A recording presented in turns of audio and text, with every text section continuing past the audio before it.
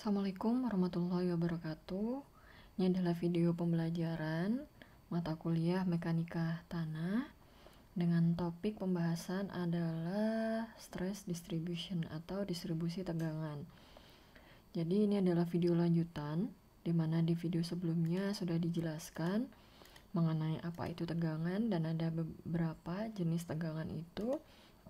Kemudian juga sudah dijelaskan tentang distribusi tegangan akibat beban titik, akibat beban garis, juga akibat beban lingkaran.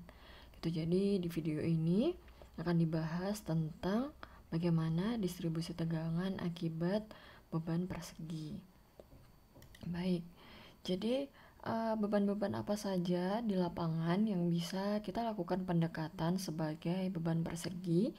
Jadi misalkan saja pada lapangan penumpukan, di mana di sini ada banyak kontainer, begitu. Jadi kita bisa mengasumsikan bahwasanya beban kontainer yang ada di sini itu sebagai beban persegi atau persegi panjang, begitu. Kemudian kita bisa juga melakukan pendekatan terhadap perkerasan jalan, gitu, di mana biasanya untuk jalan ini memiliki panjang yang dianggap tak hingga.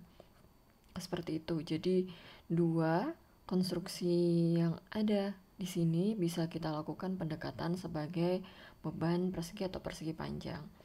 Seperti itu. Nah, bagaimana cara kita menghitung distribusi tegangannya?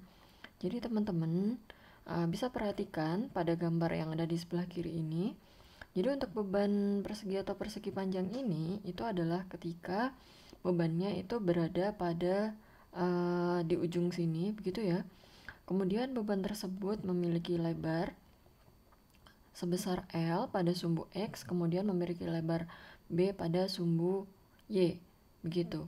Jadi yang beban kita memiliki dimensi B dikali dengan L, di mana titik yang mau kita cari itu adalah berada di sini, begitu. Jadi itu adalah aturannya, begitu ya. Titik yang dicari itu selalu berada di ujungnya.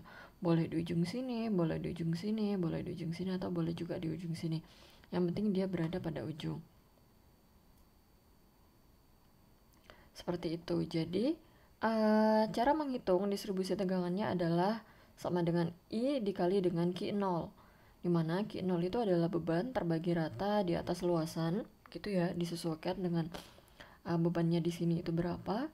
Kemudian I ini adalah faktor pengaruh atau influence faktornya yang bisa kita dapatkan menggunakan persamaan ini, gitu ya, dimana dalam persamaan ini itu ada fungsi M dan ada fungsi N, seperti itu.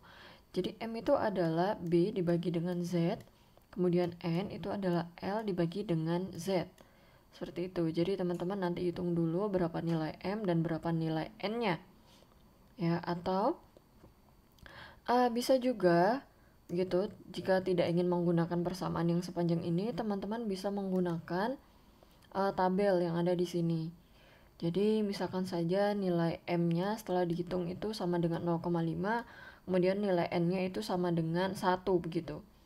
Jadi di sini kita bisa dapatkan maka nilai dari I-nya itu sama dengan ini 0,1202 gitu. Ya, jadi itu cara untuk mendapatkan nilai I.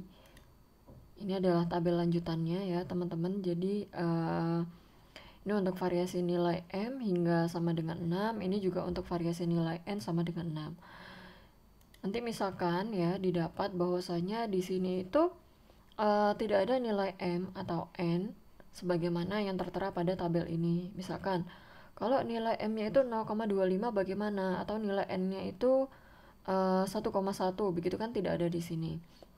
Maka teman-teman bisa melakukan interpolasi ya terhadap dua nilai di atas dan di bawah nilai tersebut. Seperti itu. Nah, sekali lagi saya tekankan, jadi itu adalah cara untuk mencari nilai I, influence faktornya.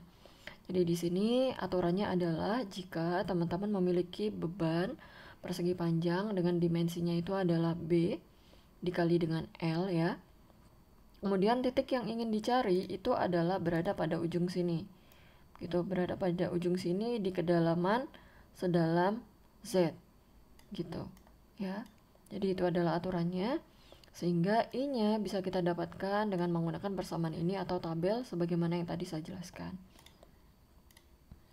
Oke, dilanjut. Teman-teman juga bisa menggunakan grafik ini ya, dimana ini adalah nilai M-nya, kemudian yang garis-garis berwarna biru ini adalah nilai dari N-nya. Jadi saya kasih contoh, misalkan di sini diketahui nilai M-nya itu sama dengan 1 ya. Nilai M-nya sama dengan 1. Oh, coba saya buat pakai warna kuning saja. Jadi misalkan di sini nilai M-nya itu didapatkanlah sama dengan 1 ya. Dengan 1. Kemudian nilai N-nya, teman-teman lihat nilai N-nya 0,5 gitu. Oke, jadi kita tarik garis vertikal dari titik M sama dengan 1 ini hingga dia perpotongan dengan grafik N sama dengan 0,5. Jadi dia memotong N sama dengan 0,5 pada titik ini, kemudian kita tarik garis ke kiri. Gitu. Nah, ini teman-teman baca berapa nilai I-nya. Gitu. Ya, misalkan kita dapatkan nilai I-nya itu di sini 0,12 berapa ini. Teman-teman nanti bisa baca. Seperti itu. Jadi ada 3 cara kalau kita lihat tadi ya untuk mendapatkan nilai I-nya. Bisa dengan persamaan yang panjang tadi, kemudian bisa juga menggunakan tabel, atau bisa juga dengan menggunakan grafik ini. Oke, nah sekarang bagaimana jika ya di sini ada beban persegi panjang dengan lebar adalah B ya, kemudian ini panjangnya adalah L seperti itu. Nah, teman-teman diminta untuk mencari berapa penambahan tegangan pada titik A aksen dengan kedalaman Z gitu. Jadi kalau tadi saya sampaikan aturannya untuk beban persegi panjang ini adalah harus berada pada ujung. Tapi nyatanya titik yang mau dicari penambahan tegangannya ini tidak berada pada ujung. Gitu. Jadi bagaimana cara mendapatkannya gitu. Teman-teman bisa lakukan pembagian area seperti ini ya. Jadi di sini dibagi menjadi 4 area. Gitu sehingga titik A aksen ini berada pada ujung masing-masing dari area yang ada di sini. Gitu. Jadi nanti teman-teman cari nilai I faktor penambahan tegangan akibat luasan yang satu, yang warna kuning ini. Kemudian teman-teman cari nilai I-nya, ya I-nya berdasarkan luasan atau area yang nomor 2 sebagaimana warna hijau di sini, dan teman-teman cari nilai I akibat area yang warna 3 dan akibat area yang keempat sebagaimana warna pink dan warna abu-abu. Seperti itu. Jadi masing-masing area akan memiliki nilai I yang berbeda-beda karena dalam menentukan I, teman-teman kan butuh nilai lebar ya. Teman-teman kan butuh nilai lebar ini dan juga L ininya berapa gitu. Sehingga nanti dari area ini teman-teman akan mendapatkan nilai I. Ya. I3 faktor pengaruh 3 akibat luasan yang pertama dan seterusnya. Oke. Nah, bagaimana jika titik yang mau kita cari penambahan tegangannya itu tidak berada pada ujung? Tidak berada pada ujung area sebagaimana seperti yang disyaratkan di awal tadi, seperti itu. Juga tidak berada pada tengah-tengah ataupun area di dalam, ataupun tidak berada pada wilayah pada area beban tersebut, seperti itu. Jadi memang titiknya itu di luar beban. Maka yang bisa kita lakukan adalah kita bisa membuat ya seolah-olah bahwasanya beban itu memang sepanjang area 1 ini. Jadi beban aslinya itu kan hanya 3 meter saja. Kita bisa buat seolah-olah bebannya itu adalah area 1 ini. Jadi panjangnya yang tadinya hanya 3 meter itu jadi 4 meter. Kemudian nanti dikurangi dengan area 2. Jadi area 2 itu dia lebarnya adalah 1 meter ini. 1 meter ini. Begitu. Jadi kalau dengan menggunakan seperti ini itu ya, dengan menggunakan area 1 dan area 2 ini, titik A aksen itu berada pada ujung. Jadi ini tidak menyalahi aturan, berada pada ujung dan berada pada ujung. Sehingga cara kita mencari penambahan tegangan pada titik A ini adalah kita hitung dulu penambahan tegangan ya, titik A akibat beban 1 ya. akibat beban 1, dan juga kita hitung penambahan tegangan akibat beban 2, kemudian nanti dikurangkan. Disitulah kita bisa mendapatkan nilai penambahan tegangan pada titik A aksen. Gitu. Jadi teman-teman memang harus menghitung satu persatu ya, akibat area 1 dan akibat area 2. Seperti itu. Jadi ini ada contoh soal, teman-teman bisa coba kerjakan. Begitu, bagaimana jika di sini diketahui ada beban Q sebesar 150 kN per meter persegi. Kemudian ini Z-nya itu adalah 4 meter.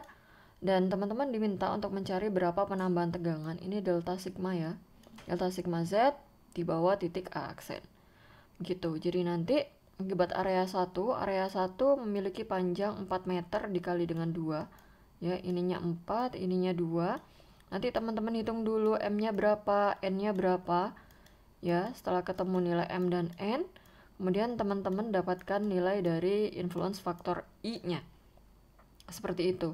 Area 1 juga demikian, area 2 juga demikian. Jika ini adalah area 1, ini ada area 2, area 2 juga demikian. Teman-teman hitung M dan N-nya, di mana di sini ini 1 meter, ini 2 meter ya. Nanti dapat nilai M-nya berapa, N-nya berapa, kemudian teman-teman mendapatkan nilai I. Begitu. Jadi dari sini teman-teman bisa hitung bahwasanya delta sigma Z akibat beban 1 itu sama dengan I yang ada di sini dikali dengan Q. Ya.